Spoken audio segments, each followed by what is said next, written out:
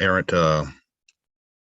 stroke of the finger there, but I should have just allowed the students to bring the closing remarks because they really did bring it home with what they're doing, and they underscored the need for all the work that we're putting in right now.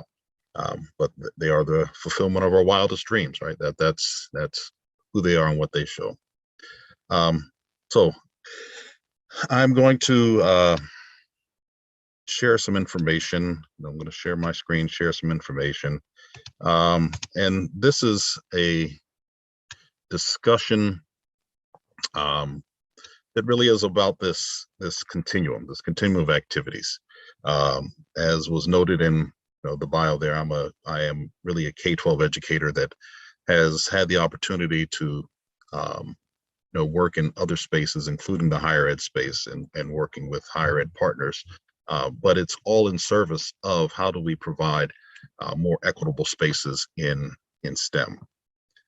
So through the STEM Equity Alliance, an organization I co-founded with my Erie partner, Cheryl Rush-Dix, our tagline here, that access to a high quality STEM education is a right and not a privilege.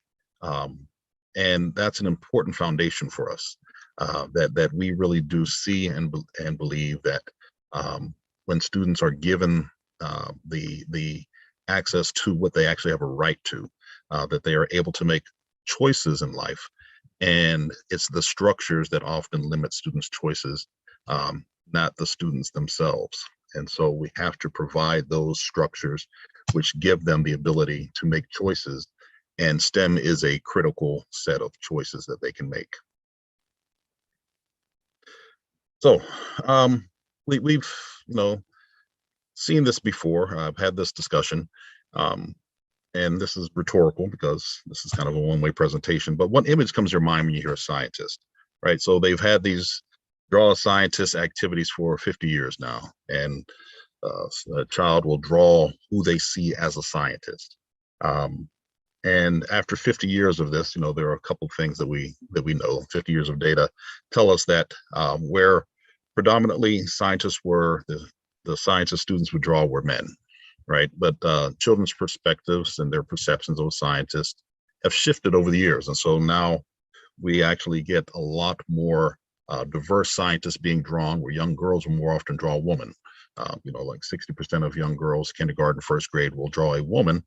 However, as those children get older, that shifts again, and they still draw more men. So we have a mental model. We have some perceptions about when we hear the word scientist, something comes to mind for us, just like anything else.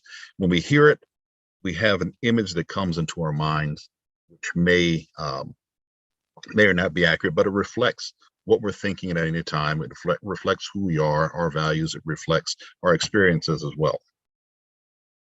So when we hear the word equity, there may actually be a image that comes to mind that has a person in that spot when we think of equity. And it's important that our mental models, how we see things, actually shape our actions. And so when we think about equity, when we hear equity, is there a mental image, is there a mental model that we have that is the first thing that shows up?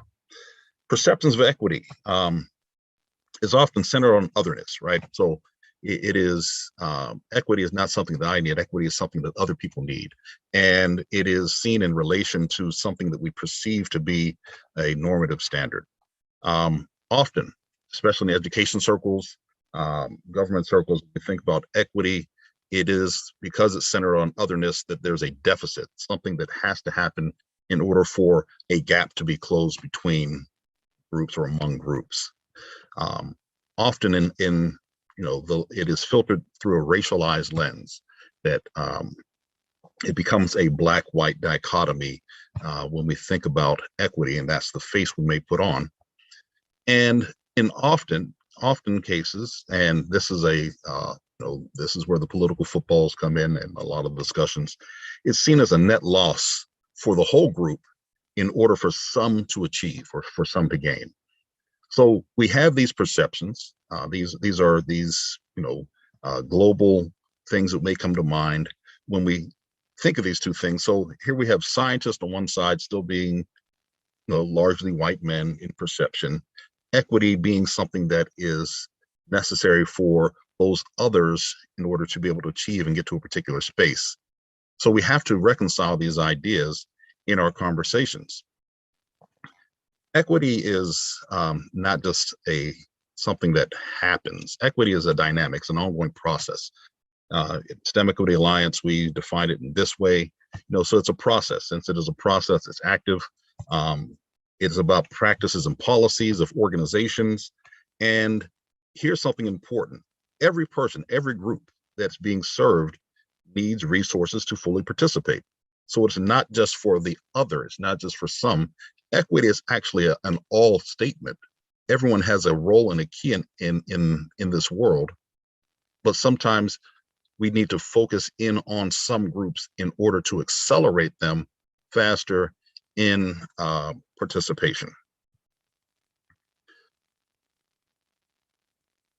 So we can have a general equity discussion, but we're having a STEM equity discussion. And because we're having a STEM equity discussion, we're focusing in on science, technology, engineering, math. We want to throw other things, the medicine is in there, agriculture is in there, all those are STEM related things. As I was, reading a few things and taking a look at some work that's out there, came across a New York Times article, debate on, or a discussion around how to approach issues around racism on campus.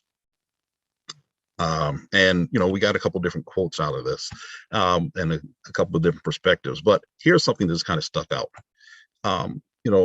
If this has been something that's been addressed all along, if we had started to think about attracting talent, the right talent, how much further could we be down the pathway to solutions? Why is it important to focus on equity in STEM? It's because we're missing something when we don't have everyone present at the table. A focus on equity, so this is when we have this diversity, equity, inclusion, belonging, justice, cultural competency discussion. They're all intertwined in different ways. In Pennsylvania, the state framework is moving from a diversity, equity, and inclusion to a belonging, inclusion, and equity framework. So that belonging is important and has been discussed over the past couple of days. But a focus on equity helps us to underscore the importance of diversity. So equity and diversity go hand in hand because diversity brings a richness, and we reach diversity goals, or we have diversity movements because we have equity activity. So that action of equity helps us in diversity. So we know that diversity improves functions and team functions and outcomes. We work better. A diverse team may work better and come up to solutions faster than a very, very good homogeneous team. We introduce perspectives that may be missing but are critical to advancement. We have a loss of talent, so we can't measure what that talent loss actually looks like, but we understand that it is there, and that because we know intuitively and sometimes through some investigation that we have missed out on perspectives, that loss of talent represents a loss of ideas and advancement. And in a very real sense, in our positioning in the United States, that lack of diversity, it helps us, it actually takes away from our competitiveness, our global competitiveness, because we are not at that diversity, or that missing diversity removes us from some competitiveness spheres.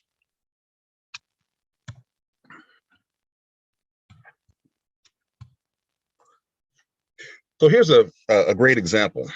The Algorithmic Justice League, right?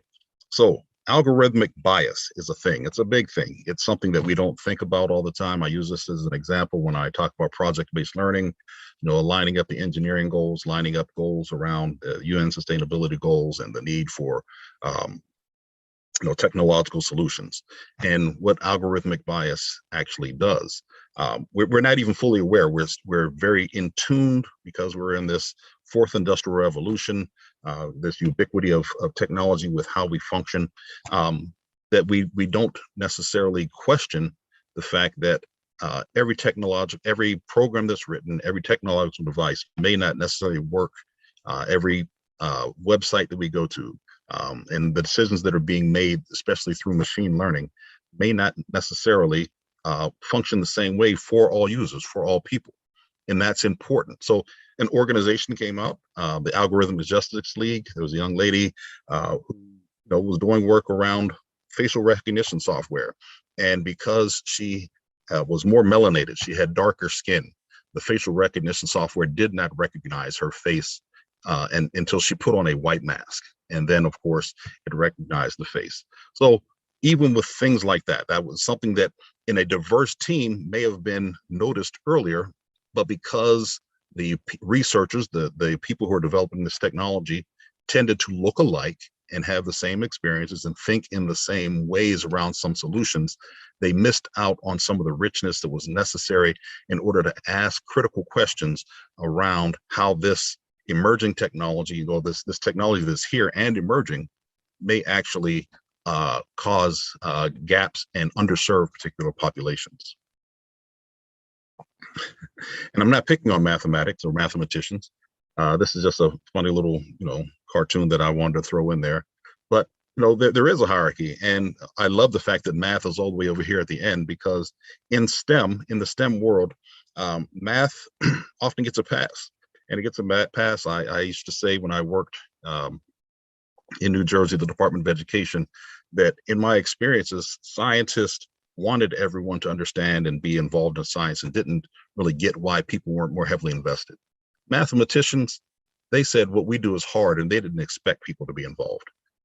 But math is such an important foundation for everything we do, and has to have a strong thread of, there has to be a very strong emphasis on how we view math in the trajectory of student experiences in order for students to have outcomes which truly are equitable.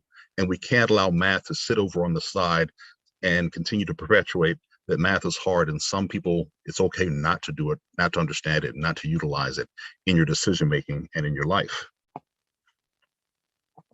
It's an indicator. So when we think about indicators for equity, math always has a place. It's that advanced algebra at the middle school level, it's an indicator for advanced math later on. When we think about course availability, notice in this, we're looking at courses across the board. We are comparing the availability of high schools in general and high schools that have large Black and Latino populations. But if you notice here, right in the middle, calculus is not an offering in over half of the schools that students are attending right now. They don't even have access to calculus. And if you're Black and brown, you have even less access to that high level course, which means that you already are starting off without the ability to take those things which are foundational in order to get into this pipeline. And then we also get into teacher quality as well. Students of color are much more likely to have novice teachers or teachers that are uncertified, which once again, in those critical years, is going to exacerbate gaps and not allow students to progress and move into STEM areas.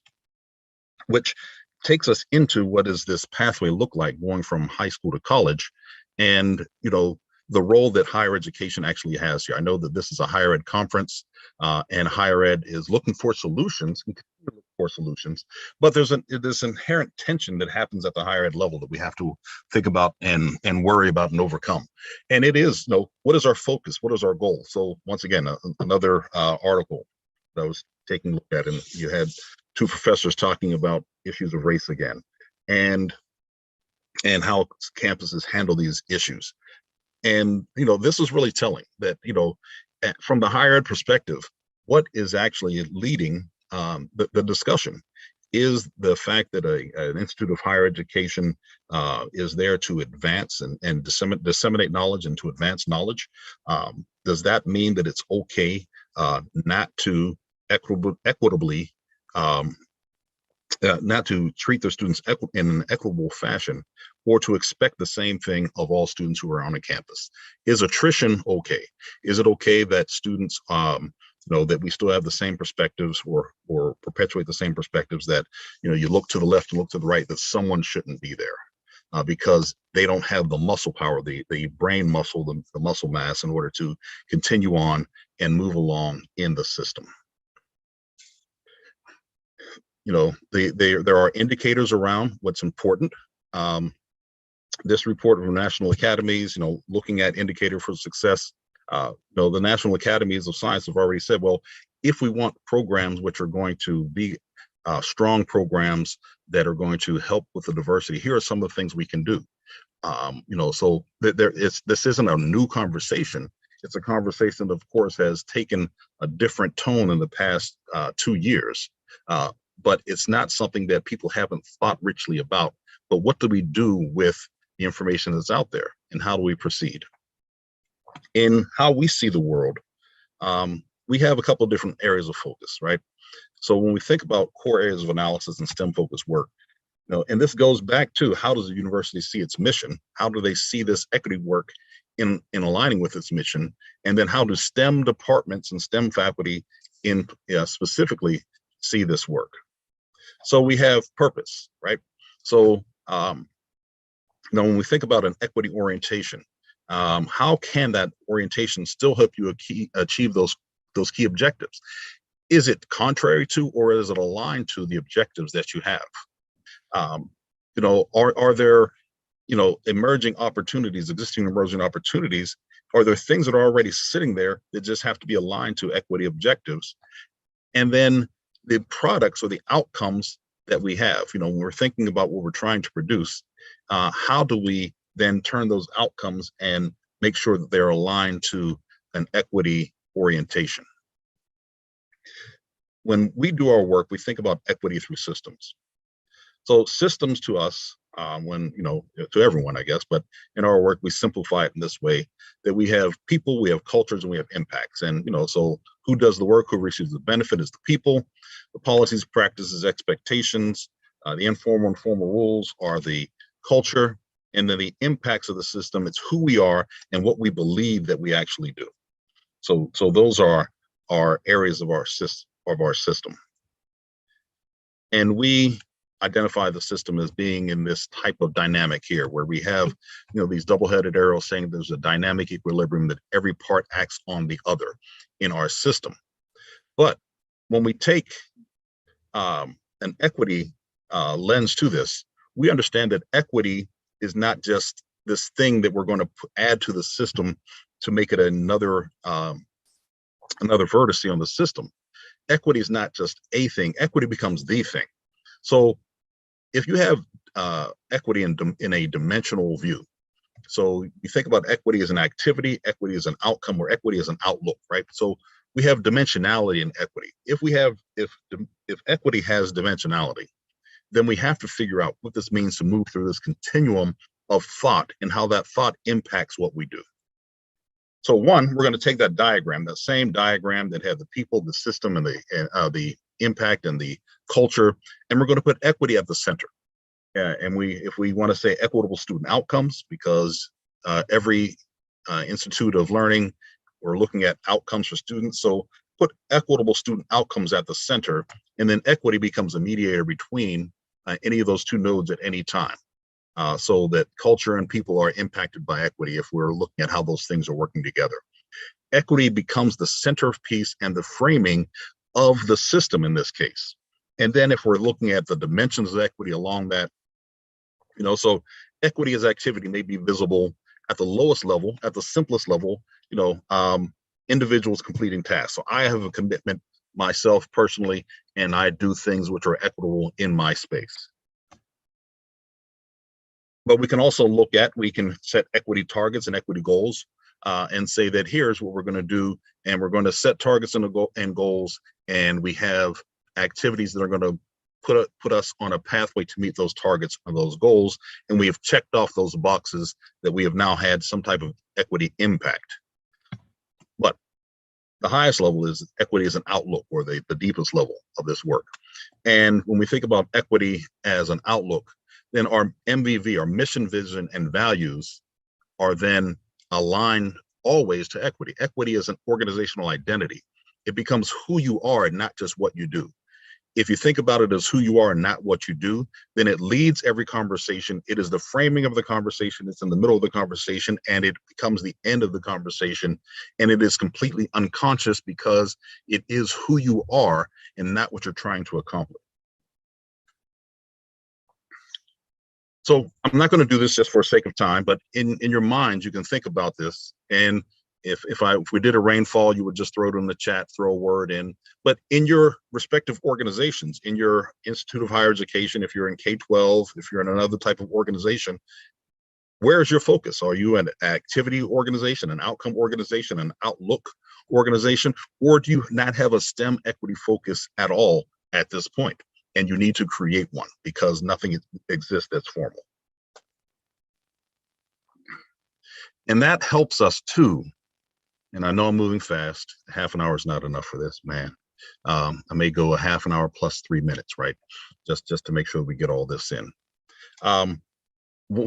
As we take a look at structures, and we talked a little bit before about mental models. So, when we use an iceberg diagram, we know that the iceberg is what we see on top, but there's all this stuff below the water that actually buoys up the iceberg. So if there's a situation that we're observing right now is there are not enough Black and brown STEM professionals. That's the case that we're making. We're going to say that we have agreement around that proportionally we should have more Black and brown STEM professionals, and we don't have them.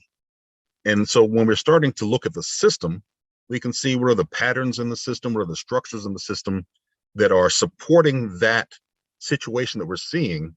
But the deepest level that we have to get to are the mental models. It's what are the assumptions, beliefs, and values that support the structures and patterns that produce what we're seeing on top. That's the question that we have to ask. It is not necessarily what are we doing all the time, but what do we think about this? And are our beliefs and our assumptions supporting bad structures, or are they helping to deconstruct bad structures? In this work, great article, Waters of System Change. This just brings it home for us in a different way. So in this, we look at conditions of change. If we're saying that this is a situation that we want to change, then we have to have a pathway to change, right? And so the policies, practices, and resource flows, that's the top level, most explicit. We see those things very, very easily. Relationships and power dynamics, it's semi-explicit, but it's still something that we can observe and say that we can do something to make a change. But that deepest level, it's the mental models that hold up all those other pieces that we don't often get to because they are very personal. And it's the dynamics of addressing mental models and making shifts in individuals and then in systems that becomes a very difficult task. But that is the depth we have to get to in order for this equity work to continue to take hold and move forward. One of the things that we are very firmly dedicated to is growing more Black and brown teachers. We think that this is a key to our systems, where we're looking at how we're actually growing more STEM professionals.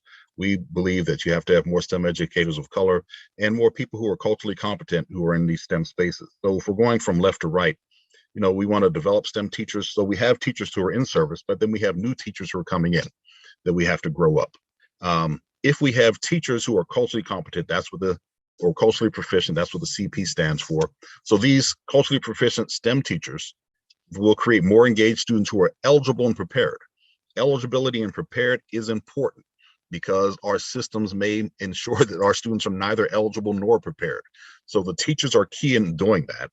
Therefore, we can possibly have a larger pool of students who will choose STEM majors because they are eligible and prepared to make that choice. And at that point, we have more Black and brown students who will go into higher education and will choose industry STEM careers, but we'll also have the ability to have more Black and brown students who are intentionally choosing education careers in STEM, who will then go back and be part of that cycle over and over again. And then we also have some spillover that some of those folks who say, I wanted to go to industry will say, hey, at a later point, I want to go into education instead. So when we operationalize the system, we have to cultivate talent. So At the higher ed level, cultivating talent is an important thing. But when we go back to that original, that statement about the tension, do we see ourselves in higher education as being involved in communities in a way that regardless whether those students are part of our recruitment pipeline, we are looking to develop students in a particular area? So cultivating talent is a job of higher education. They have to, higher education has to have a commitment to K-12 outreach that does both things. It doesn't just work on students, it has to work on educators at the same time. Educator practice needs to be reformed, and students need to be given pipelines, pathways, and opportunities. That will help in the recruitment of talent. Now, this is where higher education and the regional look of higher education comes into play. Because when we think about the relationship between STEM education and STEM, you cannot be a STEM educator without a STEM degree. So as we are working to broaden the STEM educator pool, we automatically broaden the STEM pipeline as well. That students who are going to those pipeline are actually the same kids because they're all choosing STEM majors. What they do with that major at the end of their career in higher education is really where they're going to go into research or industry or something else, or into education. So STEM education is actually a STEM career, and we have to think about it that way. And so we are the goal is to create those local talent pipelines. And if you're a person who lives in the community and your schools are improving because you've helped to improve that talent pipeline and close that loop, then it is a great benefit to everyone. Once the students are in, we have to commit to graduating students starting the programs. Attrition, so if a university says we have 88% graduation rate overall, but we don't look at the bleed from STEM careers or from STEM majors into sociology or into business or into some other area, and the university is touting a number that doesn't play out well when we look at our individual departments, then that is an issue. We have to look at the departments and developing pathway opportunities to keep the students who start in your programs. And then at the end, we just heard from a couple students, and we need to think about what it means to be fully committed to moving those students on into pipelines and pathways beyond the university. How committed are we to working with underserved students into getting into master's and PhD programs that are going to help them become part of the academy or part of later solutions? And I'm going to speed through this portion because I know that my time is close to being up. But one of the things that, one of the ways we look at the world is through these stock flow maps. If our goal is to, in the middle, you see here, diverse STEM ready students. If we want to increase that stock, there are things on the left-hand side that help us to increase that, but then there are things on the right-hand side which are a drain on that. So instituting effective practices is our converter there, and it helps us to increase that stock of diverse STEM ready students. If we maintain ineffective practices, that will help to drain the system. In the same way, at the higher ed level, if we want to increase the diversity of STEM professionals, there are things on the left-hand side which help us to increase that stock. But then there are things on the right-hand side that if they stay in place, will decrease that stock. And so we can't just do the things on the left without somehow addressing the things which are on the right. But the great thing is that what we can do is combine these things together and take a look to see how, when we're working on the K-12 pipeline, that K-12 pipeline can have a direct impact on the higher ed pipeline, which then has an impact going back to creating strength at the K-12 level. So we combine these two stocks together. And when we combine these two stocks together as a dedicated regional system, then we can start to really address a lot of the issues around disparities and think about what the inequities are in the entire system that, if left alone, will drain either portion of the system and won't allow us to meet our goals. This guy, Cato Lorenzen, Dr. Lorenzen, brilliant surgeon, researcher, and he was a dear friend of my uncle who passed a little over a year, about almost a year and a half ago. But Dr. Lorenzen, and if you can find this short talk that he did as he was receiving an award, and he said, one of the things that we have a responsibility toward is just not the whole diversity, equity, and inclusion. It's more to that. He said that anti-racism has to be part of this, that the systems that we have are inherently racist in their construct and also in how they continue to perpetuate themselves, that there is anti-racism that has to be put directly into the equation. And then along with that anti-racism activity has to come learning.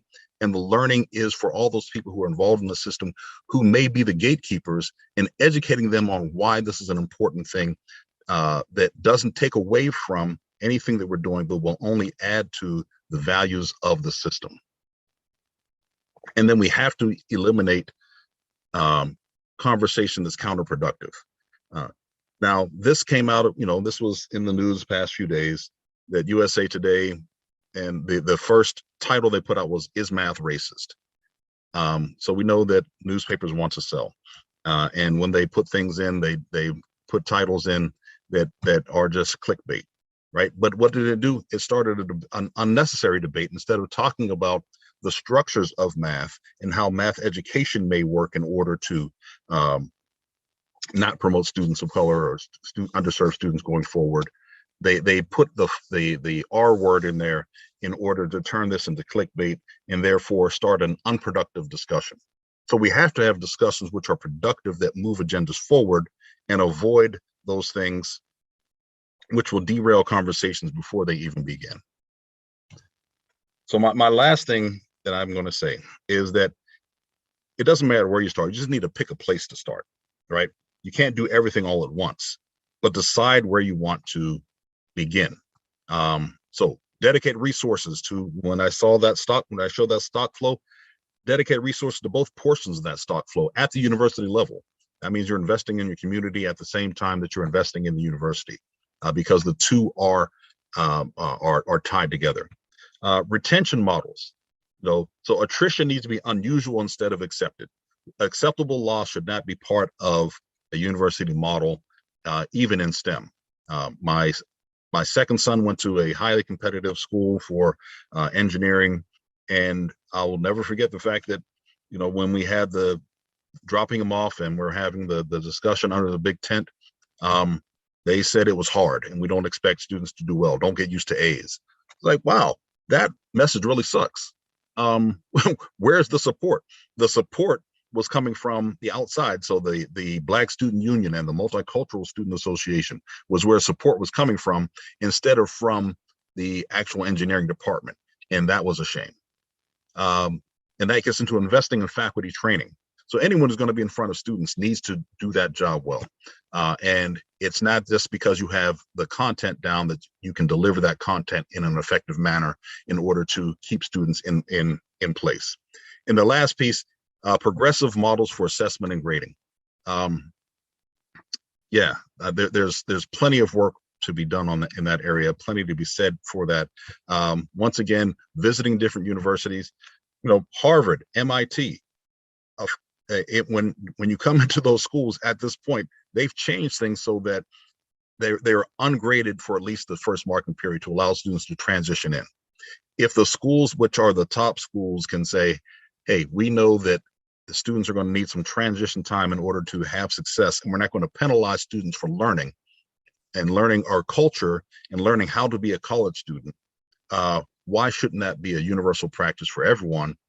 Because those students don't start their GPA journey until maybe they're after the first semester, or maybe after their first year, that they actually start developing a GPA. And other institutions can model that same type of behavior, which is a much more progressive, student-centered model, which allows retention and would require lots of faculty training. So pick a place to start within these types of recommendations, and then study it and do it well. So with that, I'm going to stop sharing, and I'm going to, I know I have a few minutes for questions. Ms. Morris, I'm going to allow you to mediate here so that as I have questions, I'm not going any more over time. Most certainly. Thank you so much, Arta, for helping us to understand what's required when we think about or say equity in STEM education. I would, I'm not seeing any questions in the chat yet, but does anybody have any questions for Mr. Mitchell?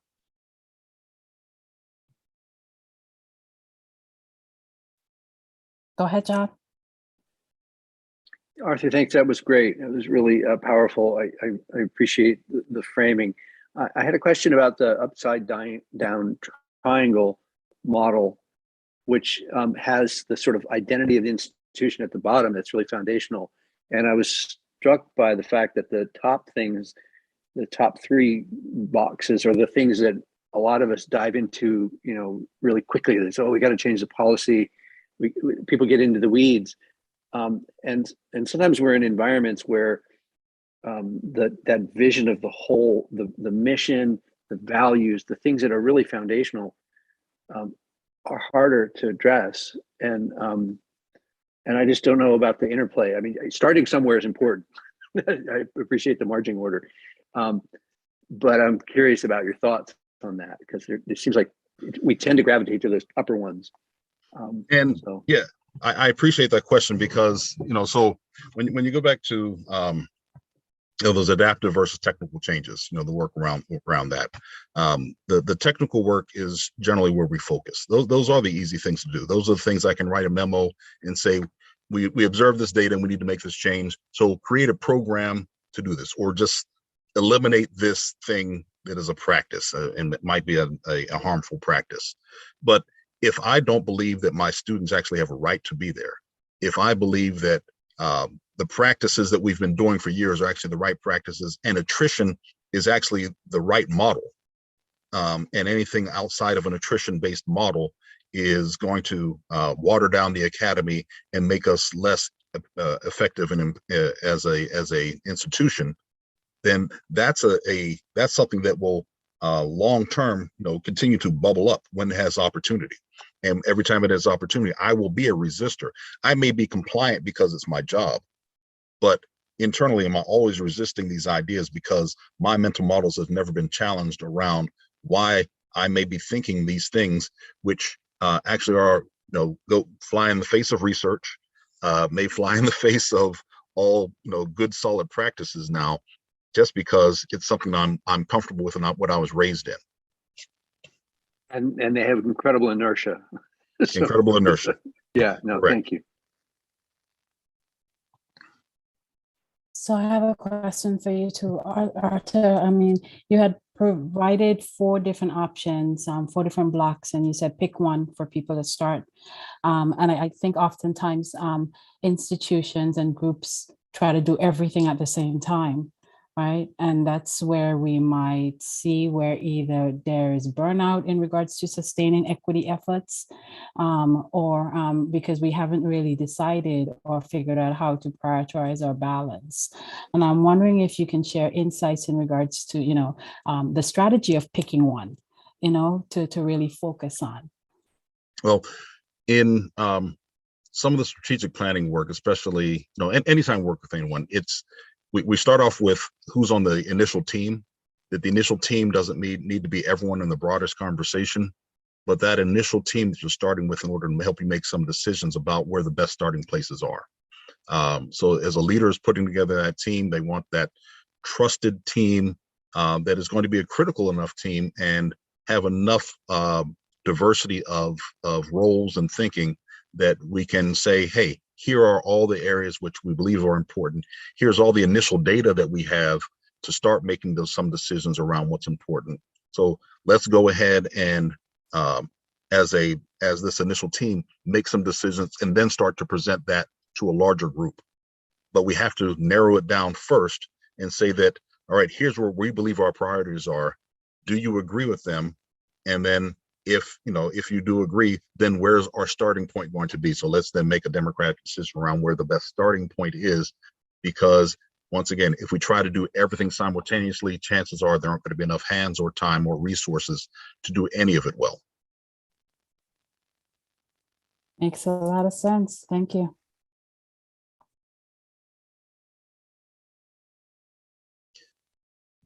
everyone has Friday fatigue, so I'm okay. Yes, some of the questions. No, Cheryl I has see her a hand hand up. and then a Yeah. question in the chat. So where would you like to go first? You want to go ahead? Go ahead and ask your question, Cheryl. Sure, thanks so much. With respect to the previous question about where to start, can you describe some of the benefits of using some kind of systems thinking tools for any choice of where to start, and whether or not that can shape the quality of the next area that a group decides to approach? Thank you for that question. Tools and protocols are hugely important so that it's not just an open-ended question that may not have structures to go anywhere. This work being facilitated is often really important because it's that, even as a leader, sometimes you need to be at the table as a co-equal partner instead of leading an effort if you're a novice at that effort. And so even bringing someone in to help start a conversation might be important to do. And the systems tools that we would use, the types of probes, which will help us to, so when that iceberg, it's a systems tool.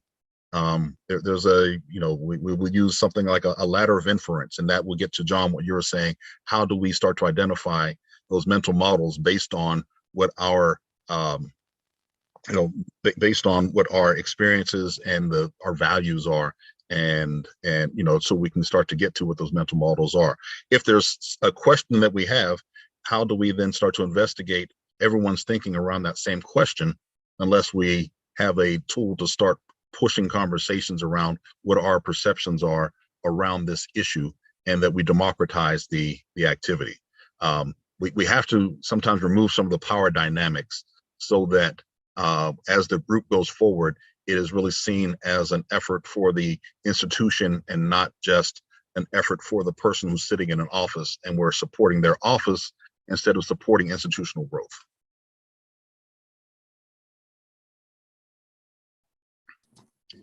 And then in the chat, we had a question, thoughts on providing leaders with training to enact the courage to lead with equity as the main thing. Yes, indeed. Yes, 100%. I work with enough institutions where the leaders will write the checks, but not actually go through the activities themselves. The leaders will not be at the table when this is good for the otherness occurs, that this is for everyone else and not for me as a leader or for a leadership team. And so that is problematic in lots of ways. It can be incredibly destructive in many ways, and whatever the thing is probably will not have staying power because it's really then not codified or institutionalized in a way that it becomes a leadership challenge. It is always something for someone else to do, and kind of has a supervisory tone to it. This is how I'm measuring your effectiveness, even though I don't have a clue about what it is that you're doing. I just know when I get the bad report that you didn't do what I said, and I'm not, transforming anything. But, when we're thinking about equity being the thing, then we have to look at how the institution really does relate to what equity is. If equity is a pillar, equity is not the thing. Equity is a thing. And as long as equity is a thing, then it's easy to remove that thing and replace it with something else. It's easy for it to be displaced. If it is the framework from which you are operating at all times, if it is, it becomes the air that you breathe, as Gloria Ladson-Billings would say, then you make decisions because it's always at the forefront of your mind, and you're thinking about not just what does it mean to serve students who are underserved, but what does it mean to serve all students, including those who are underserved, and maybe I need to prioritize them differently in the decisions I'm making. That's all that it means. It doesn't mean that there are winners or losers. It means that everyone's a winner, except now we have more kids who might actually finish the race.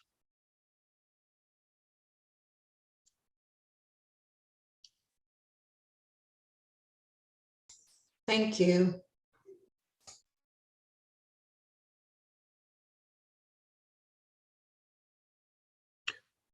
I used appropriate teacher wait time, so I don't think there are any more questions unless you have another.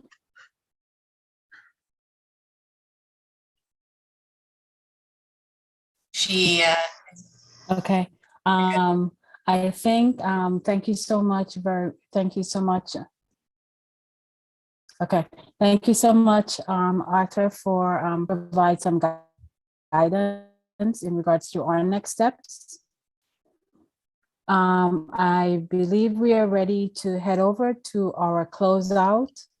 And I think we might need to hop onto in order to do that. What do we need to do, Lauren? So I had Jasmine go and check out the other session. There weren't any other attendees on that. We should just stay. Okay, all right, cool. All right, so are you ready to give us our closeout then, Ms. Lauren? Facilitating questions from the closing plenary. We kind of just facilitated those. So May, would you like to jump into your closeout? Sure.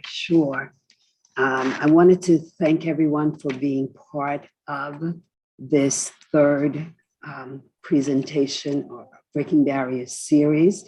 I pray that you got a lot of valuable information out. And I just wanted to refocus us for a brief moment. We are getting towards the 5 o'clock hour. The purpose of the conference was to bring together a national network of faculty and staff of color, representing a variety of STEM disciplines from HBCUs, other minority serving institutions, the PASHI system, community colleges, who may be at different stages in their research and scholarship. So I believe that was one of the purposes of the conference, and I think we achieved that. The second goal of the conference was to learn lessons from those who have broken barriers and challenges in the sponsored research arena, and who were able to share how they moved forward, what their development guidelines and best practices were. The third goal of the series of this Breaking Barriers workshop was to act as a racial and justice healing circle. So that was introduced into what we're doing. There is a survey that we are going to be asking you to complete, and our external evaluator, Dwayne Whittington, will share that with you. The other thing I wanted to remind you was that we will be having our fourth series of the Breaking Barriers in STEM Education, and that will be in the spring. We thank you for bearing with us with this new technology. We've not used the Wova app for our conferences in the past, but I believe overall we all championed. I don't think we lost anyone. I had some challenges this morning, but because I have Lauren here, we were able to work that out.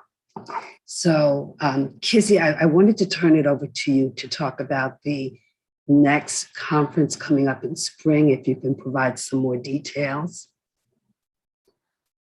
And while we're at Dwayne, if you could prepare to maybe post, I don't know if you're going to post a survey now or send it individually. I think we can do both. If we can post a link in the chat, then some folks can have an early access, but we most definitely will follow up with an email to all participants and registrants. We did record a lot of our sessions, and so we will culminate that and have it featured on the Breaking Barriers website, cheyney.edu/breakingbarriers, where we have some of our information from our 2 previous workshops last year, and we'll continue to build that out. Also, please be aware that we will also be sending out a link to an email to capture some information from folks who do want to become permanent members of the Breaking Barriers Network, so that we can continue to engage and not just pick 2 times each year. in order to have these discussions. We want to facilitate real action and to be able to move the needle from little or micro things that we're doing to more systemic change. And so having you be a part of that network most definitely will help to do that, as we talked about challenges and solutions that we need to be moving forward with.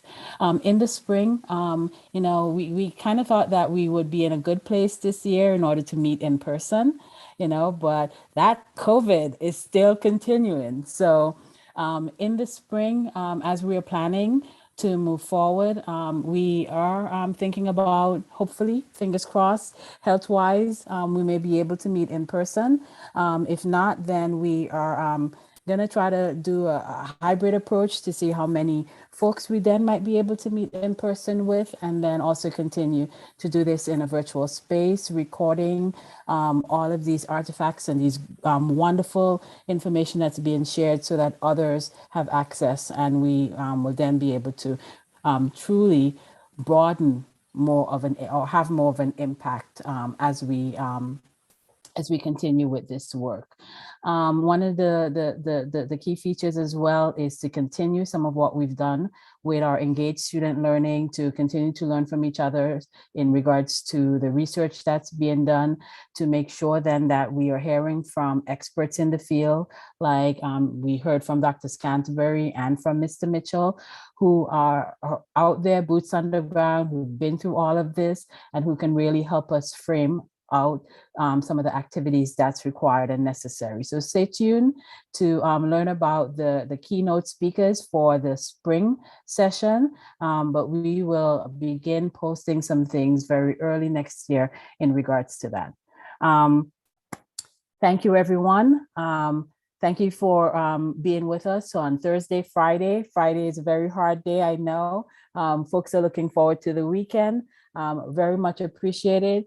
And thank you for keeping up with us as we continue to do this necessary work in terms of breaking barriers in STEM.